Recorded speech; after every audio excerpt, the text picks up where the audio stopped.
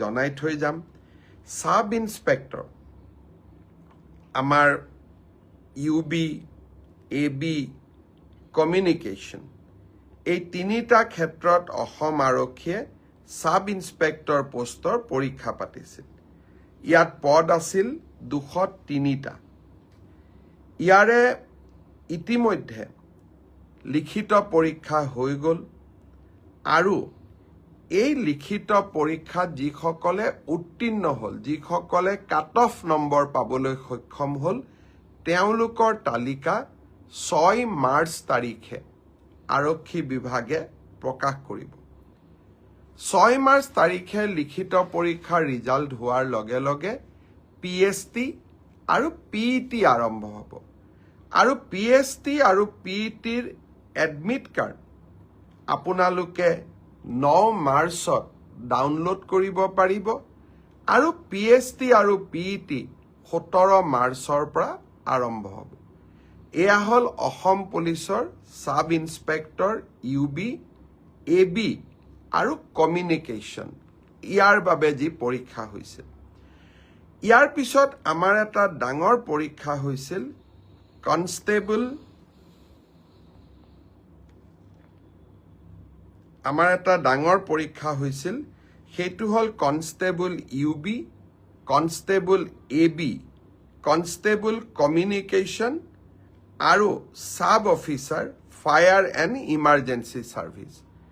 কনষ্টেবলৰ ইউবিত পোষ্ট আছিল 1760টা কনষ্টেবল এবিত পোষ্ট আছিল 2301টা কনষ্টেবল কমিউনিকেশ্যনত পোষ্ট আছিল 466টা আৰু সাব অফিচাৰ ফায়াৰ ছাৰ্ভিচত পোষ্ট আছিল মাত্ৰ এটা এই গোটেই পৰীক্ষাটোৰ ইতিমধ্যে পিএছটি আৰু পিইটি কমপ্লিট হ'ল এই পৰীক্ষাটোৰ যিসকলে পিএছটি পিইটিত কোন পাছ কৰিলে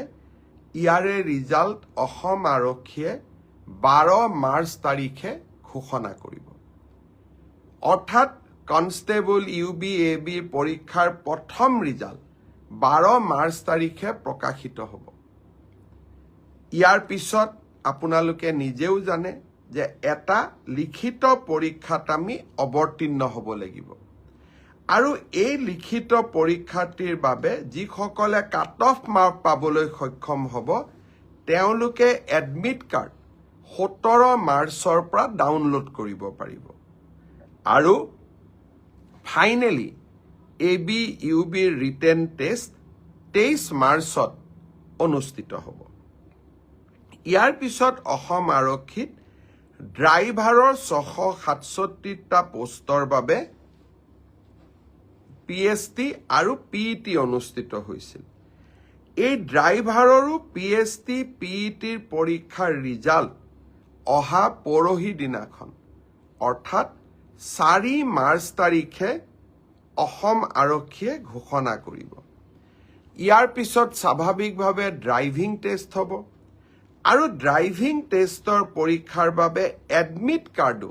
4 তাৰিখৰ পৰা লাভ কৰিব পাৰিব আৰু written test driving test written পিছত হ'ব প্ৰথমতে ড্ৰাইভিং হ'ব ড্ৰাইভিং টেষ্ট 10 মাৰ্চত পৰা অনুষ্ঠিত হ'ব অৰ্থাৎ 4 তাৰিখে পিএছটি পিইটিৰ ৰিজাল্ট দিব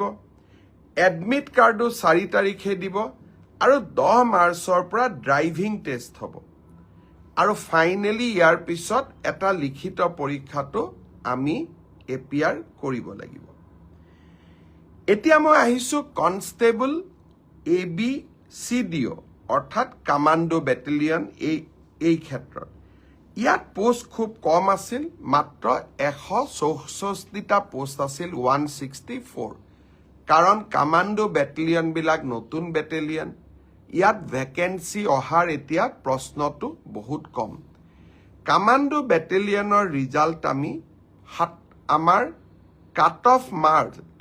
মাৰ্কছ যিটো পিএছটি আৰু পিইটিৰ যিটো কাট অফ মাৰ্ক তাক আমি 27 মাৰ্চ তাৰিখে ঘোষণা কৰিম অৰ্থাৎ কামাণ্ডো বেটেলিয়নৰ 164 পদৰ বিপৰীতে আমাৰ যি ৰিজাল্ট হ'ব কাট অফ মাৰ্কছ এনাউন্স হ'ব 27 মাৰ্চ তাৰপিছত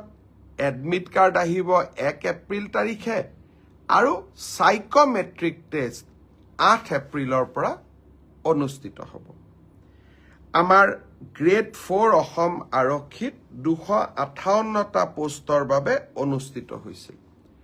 গ্ৰেড 4 পৰীক্ষাৰ PST PET হৈ গ'ল আৰু কেইটামান হ'ব বাকি আছে 15 মাৰ্চলৈকে চলিব সেই ইয়াৰ PST PET ৰিজাল্ট আমি দিওঁতে